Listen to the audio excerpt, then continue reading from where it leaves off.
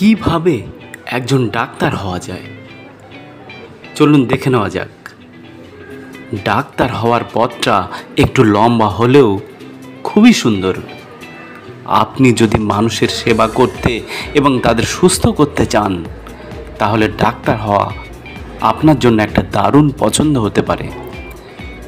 Doctor হওয়ার জন্য সাধারণত এই ধাপগুলি অনুসরণ করতে হয়।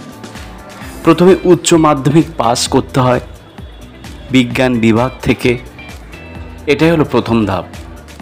সেকেন্ড ধাপ একটা এন্ট্রান্স পরীক্ষা অর্থাৎ প্রবেশিকা পরীক্ষায় বসতে হয়। সেটির নাম ভারতে MBBS কোর্সে ভর্তির জন্য NEET ন্যাশনাল এলিজিবিলিটি কাম এন্ট্রান্স টেস্টে বসতে হয়। এই পরীক্ষা ভালো ফলাফল করলে আপনি মেডিকেল কলেজে ভর্তির সুযোগ পাবেন।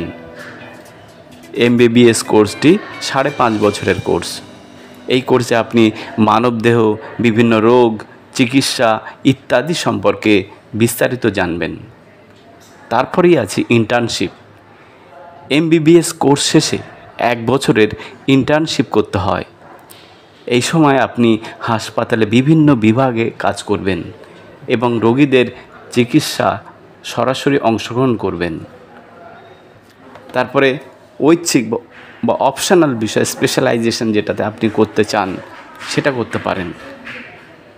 ইচ্ছা করলে আপনি কোনো নির্দিষ্ট বিষয়ে স্পেশালাইজেশন করতে পারেন, যেমন কার্ডিওলজি, নিউরোলজি, অর্থোপেডিক্স ইত্যাদি। স্পেশালাইজেশন করতে আরও কয়েক বছরের জন্য পড়াশুনো করতে হতে পারে।